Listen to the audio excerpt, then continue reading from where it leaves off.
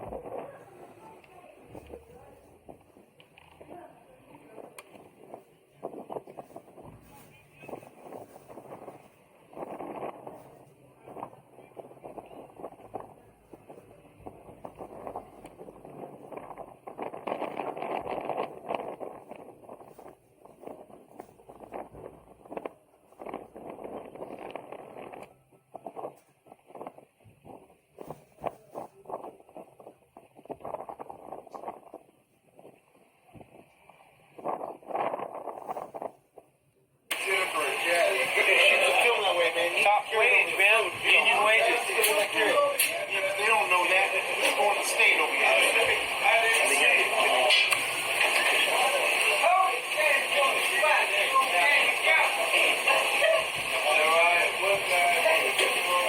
That's personal stuff he's cooking over there. Let's get it right here. Is that a good lame over there?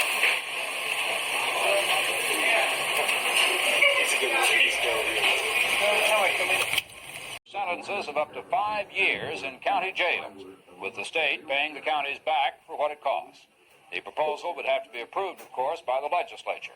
Corrections officials said it would be a way to control the state prison population and at the same time provide money to upgrade local jails. Most convicts now spend only a few days or weeks in local jails and then go to a prison to do the rest of their time.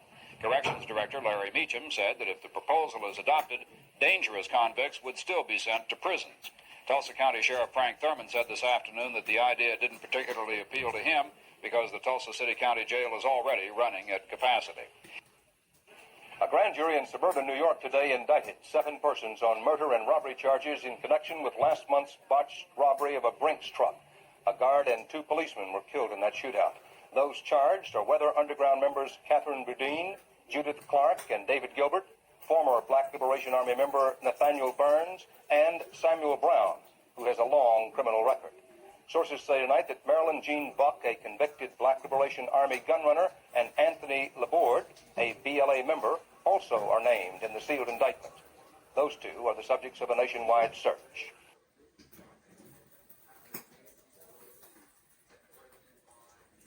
Despite 7 drug-related killings in D.C. in recent weeks, police say there is no evidence of a drug war. The violence may be evidence of increased drug activity in the city. Angela Owens reports. There is a very definite increase in the heroin traffic in the district. Police say it's been steadily rising since last July, and the people on the streets say it's gotten very hot in the last 2 months. The major indicator of the increase, as they see it, is the price of a bag of dope. Well, the prices have come down, moderately. Say it was about $50 to $45 before, now it's between $40 and $35. You get stronger dope for $40 to $35 than you could for $45 and $50 before, And the stronger the dope is, the more likely people are to die from it.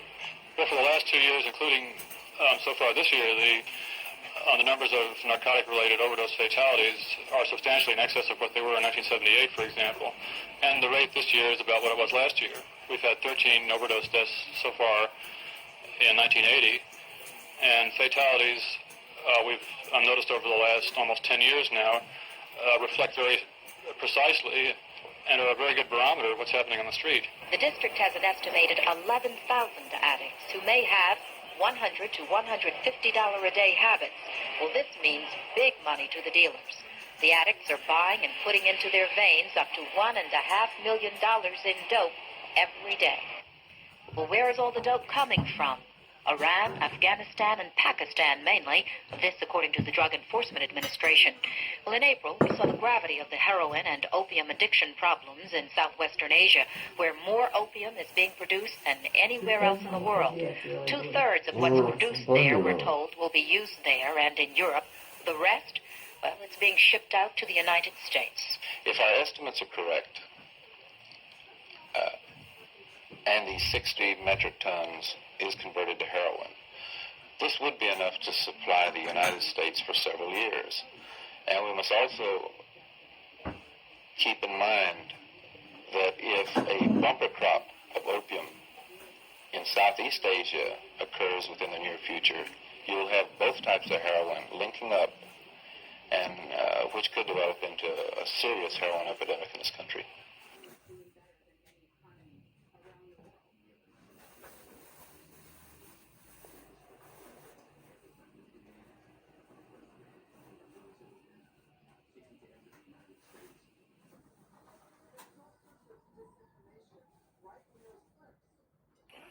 Bail is money or credit deposited with a court to get an arrested person released on the assurance that he will appear at a later date. But Jane Wallace reports tonight it doesn't work for defendants who say, heck, it's only money.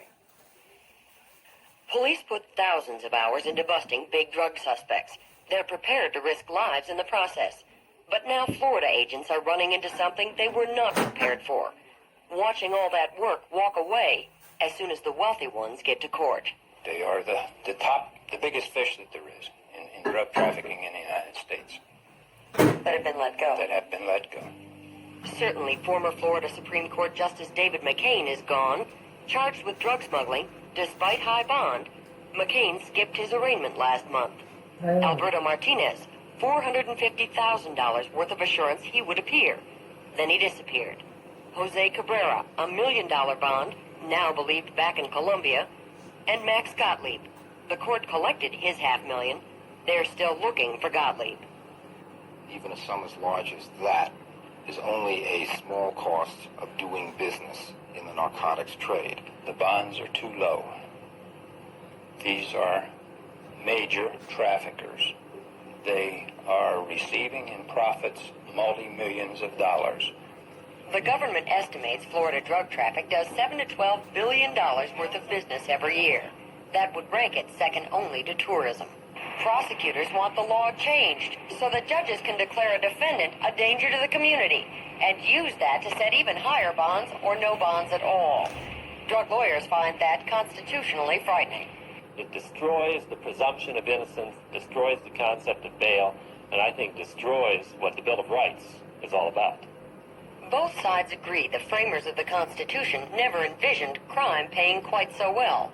The choice is to risk putting possibly innocent people in jail without bail, or watch wealthy accused dealers buy their way out. Jane Wallace, CBS News, Miami. Police have identified a two-person shot to death yesterday in a luxury suite at Coral Gables' David William Hotel. They are 25-year-old Mitchell Angel Sierra, also known as Jose Hernandez, and 24-year-old Mercedes Sierra. Police identified the infant found with them as Mitchell A. Sierra Jr. He's in good condition. According to police, who say a grocery bag in the suite contained about $50,000, the killings were drug-related. This morning, the shell of the Family Health Center was still standing, but its insides were burned out. The center was broken into about 1 a.m. Microphones are part of the alarm system in the building, so several blocks away, security personnel were monitoring events. This is how the actual break-in sounded.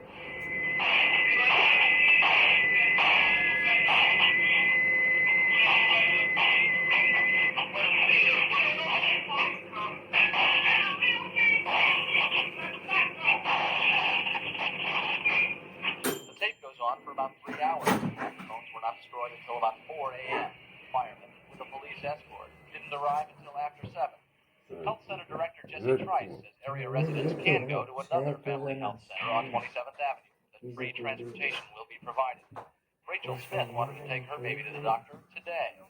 That's because, hey, we got the bills down here. We got to go to the clinic, we got kids, need to see how, shots and school and stuff. It's not right. You're not going to own the same things before we play kids, Try to get education, illegal. Next door, the rental offices and maintenance buildings for the Scott project had also been hit. Windows were broken, small fires set, and there were lots of signs of vandalism and looting. Quite a bit of equipment taken, all our heavy-duty equipment, plumbing equipment. We can't run any kind of service to the residents now because they've stolen everything they had to work with. Some people on the street here say the crowd initially was not interested in damaging the community buildings. To The original plan, these people say, was to loot a train that was to come across these tracks across 22nd Avenue. But the engineer saw a dumpster which had been dragged onto the tracks as part of that plan and backed his train away. So the crowd shifted its attention to the health center and Scott project buildings instead, leaving some local residents angry this morning about their loss of services. The ouster more than 2 years ago of dictator Idi Amin has not ended the turmoil in Uganda. The man who headed the first post-Amin provisional government now is one of the leaders of a rebel movement trying to overthrow Uganda's elected government. A Western journalist recently spent 10 days with some of the rebels, and Christopher Morris of the BBC narrates this report. This camp is within 10 miles of Kampala, and in the past 8 months the insurgents have staged many attacks around the capital, claiming garrisons and police stations have been overrun, convoys ambushed, and heavy casualties inflicted on the security forces. At the camps, there seems to be no shortage of food, supplied daily by peasant farmers, and it's this apparent popular support which is the main reason for the guerrillas' continuing success. The rebels, who keep fit with karate sessions at their jungle hideouts, are also extremely well armed. Although as yet there's no evidence of any outside arms supply, they already have an impressive array of weapons. They're captured from government soldiers, ranging from Russian Kalashnikov rifles and rocket launchers to machine guns and grenades. Morale at the camps is running high. The rebel army is disciplined too. Their regular training exercises in broad daylight and so close to Kampala, usually commanded by senior police or army officers who've deserted. The Uganda government has so far played down this guerrilla threat, claiming the attacks are clashes within the army itself. Clearly, that appears not to be the case. While President Obote anxiously awaits response from Britain to his call for military training assistance. There's a car in North Miami that stopped folks dead in their tracks. They just stare at it as it goes by. The man who drives the folks' car will help him make a point about energy preparedness. He'll take it to Washington, where he talks with energy officials next week. Here's Nick Bogart's report.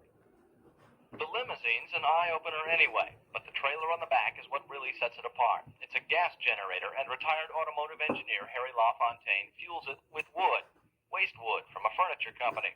Once the hearth on the trailer is lit, it extracts gas from the wood at temperatures of 2,500 degrees Fahrenheit. That gas, when mixed with air in his slightly modified carburetor, makes LaFontaine's limo go.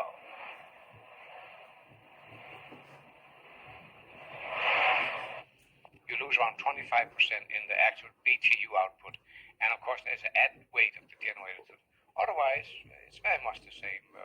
Why do you get except 25% power loss? Gasification of wood, coal, or garbage is most likely in the future for industrial purposes. Harry LaFontaine agrees that for now his car is just a curiosity. I really feel that this is something you use when everything else goes wrong. It's something you have as an emergency solution if somebody cut off our oil supply. But LaFontaine wants people to know more about gasification to open up long-expired patents to the tinkerers of America. That knowledge will be needed should war or disaster interrupt oil supplies. World War II first exposed LaFontaine to gasification technology. 3 million vehicles were converted in Europe when gas supplies went to the front. LaFontaine will take his big white car to Washington next week, hoping to get government backing for the effort to spread around knowledge about gasification. Nick Bogart for the Channel 6 10 o'clock news.